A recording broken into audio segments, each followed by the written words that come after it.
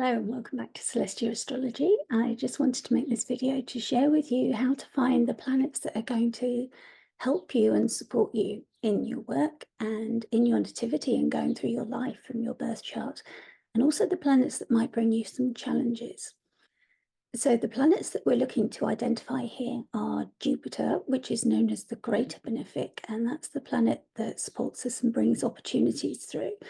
And it's important to identify when Jupiter is connecting with planets in your chart, because that is bringing the opportunities. And if we recognize that Jupiter's bringing opportunities, then we know that doors are opening for us and we can recognize them and know that we need to say yes.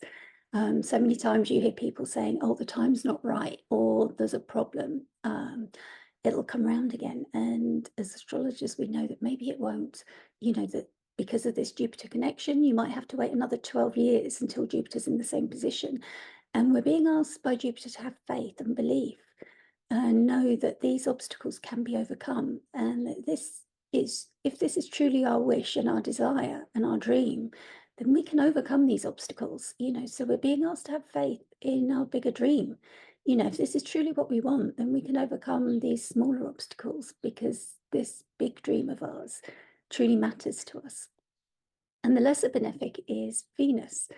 So if you can see my chart here, this is the chart of today when I'm recording this for you, just before the full moon in Capricorn. And we're going to find these two benefics. They're both together at the moment in Gemini. So this glyph, it looks a little bit like a 4. And if you pull the chart up in AstroSeek, which was the website that I showed you that's available on the internet, that's the one that I recommend, because it'll give you on the right-hand side, it will tell you in writing Jupiter, and it will give you the sign, and it'll tell you it's in Gemini and the degree. So you don't actually have to read it off the chart. You can also look to the right-hand side for a breakdown of where everything is. So you can read also that Jupiter is in Gemini at 4 degrees. But this is how I see it here. Jupiter is in Gemini and it's at 4 degrees. So you can find it fairly easily there in your chart, but also by looking for that glyph. And then the Venus glyph, you might recognize that. Sometimes we see that on conveniences, ladies' toilets.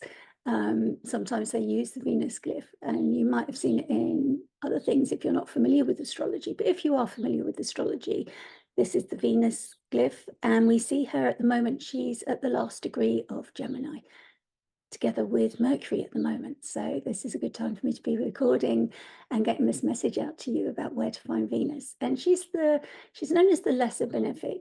Jupiter has more power. He's further out with a greater power to affect us. Venus is a little bit closer, so she's known as one of the personal planets. She's closer to the sun, closer to the earth. She's closer to us as well. And she's sort of like the laughter-loving queen. She likes to enjoy laughter, fun, and all those good things that we enjoy. And sometimes it can be a little bit too much sweetness. So you can watch out for the passive aggressiveness if her needs are not met. But also she likes to bring things together, people together. Like if you have a passion project, an art project or something, she can bring the things that you need into your orbit, the people that are going to support you, or the materials that you need, the inspiration that you need as well, all of those things. So again, knowing where she is in your chart helps. Knowing where she is in your birth chart helps, particularly if you're inspired by her. So I would ask you now at this stage to go and find where these two planets are in your own birth chart. So I did an earlier video on how to look up your birth chart. So now in your workbook, make a note of what sign these planets are in and what house they're in. And you can find the houses in this software, in my Astro Gold software. There's a number, and if you're looking on AstroSeek, it will also tell you what house. But you can look on these numbers in the inner wheel. So it starts on this side, which is the ascendant number 1, and then it runs 2, 3, 4, 5, 6, 7, 8, 9. And each of these houses have topics. So here in the 9th house, we have the topics of philosophy, religion, spirituality, and also travel, things that are outside of the immediate society but involve the higher mind. greater communication, publishing that affects a wider audience, things like that. So things that reach outside, like law and kings as well. So those are kind of themes that we might see at the moment, but this chart is cast for London. So in other parts of the world, there would be a different ascendant, and this stellium, this Gemini stellium, would be reaching different places. But it's interesting that this Gemini stellium is happening here in London. We've just had the King's Trooping of the Colour, where the King's message was wide and clear because Kate was there and the King was there, both suffering from cancer. So their message, the King's message, was received. So we see that with this stellium in the 9th house as I'm recording it. And obviously it was a benefic moment for the public receiving that message from the King. So this chart is very apt for London and the UK. And that's how we use astrology to see how these planets send their message out to us. But in another country, it would mean something different because it would be in a different house and sending a different message. But in your chart, in your nativity, it would be telling us how it's going to play out through your life, what benefits these planets are bringing you. And also remember that these planets are not always active. They remain dormant a lot of the time. And new and full moons, which we're working with, can often act as a trigger. If the new or full moon is in the sign of Gemini or Cancer, which it will be next, which we'll be talking about, and Capricorn, then they would be triggering these planets if they're in those signs. That's why it's important for you to know where your planets are and what sign they're in, and also what house, so that you can recognize if the moon is in the sign where your benefic planets are, where your Jupiter or your Venus is, then you would know that that moon might be affecting your benefic signs. And then we'll move on to the planets which are known as the malefics. And Saturn is known as the greater malefic. He's the furthest out planet. And to the ancient astrologers, he was the furthest out of all. So he was known as the boundary of like what they were able to see with the telescopes that were available to them at the time. They didn't have the magnification that we do, and what was able to be seen with the naked eye as well. And Mars, again, is like closer to us. Mars travels with Jupiter and it gets partnered up. So Mars is the lesser benefic and the personal planet. And I'll make an advanced video for those of you who have some familiarity with astrology, which will talk about sect, which will further go deeper into this and talk about which of these planets are on your team by identifying where your sun is. But if this is enough information for now, it's okay to just stick with where your benefics are, where your Jupiter and Venus is, and where your Saturn and Mars is.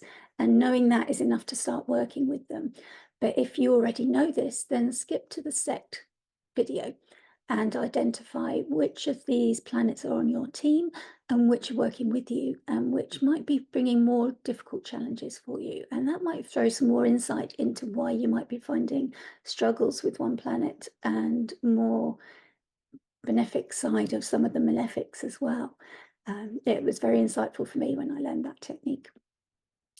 So when you want to identify Saturn, it's like a little H with a cross over it. And again, on AstroSeek, it will say Saturn. So here we're finding Saturn and we look for the sign, and it's the glyph of Pisces. Saturn is traveling in Pisces at the moment. And we see that Saturn is in the 6th house. And then we look for Mars. Mars, again, you might see Mars and Venus are often linked again. Men are from Mars, women are from Venus.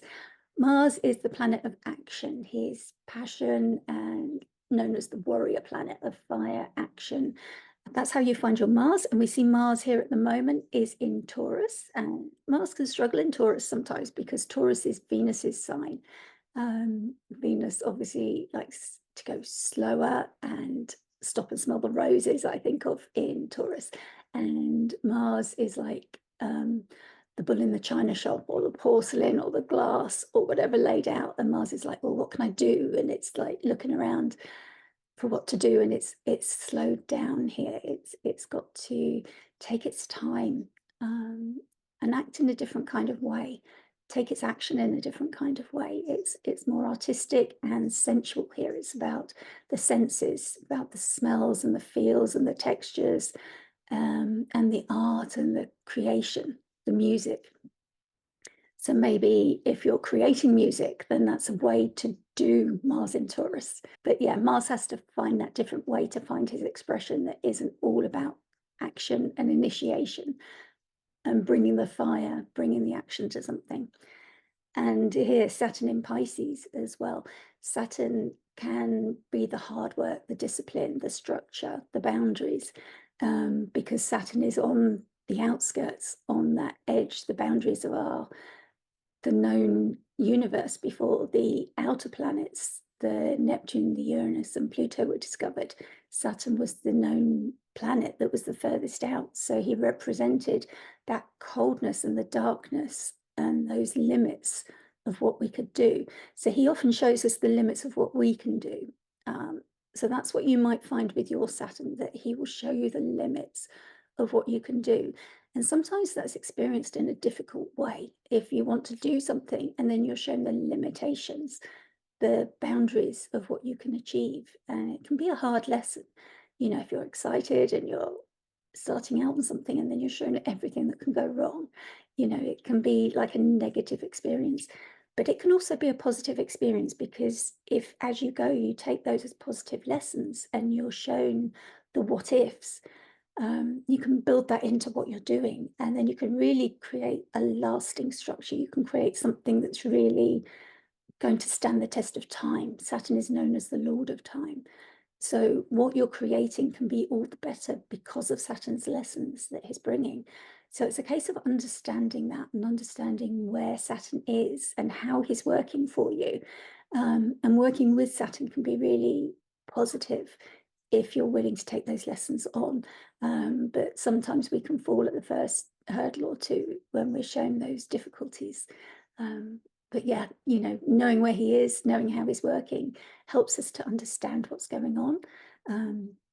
So here we see Saturn in the 6th house, and that's the house of hard work. You know, our colleagues, co-workers, people that come in, but it's also the very hard work that we're not recognized for.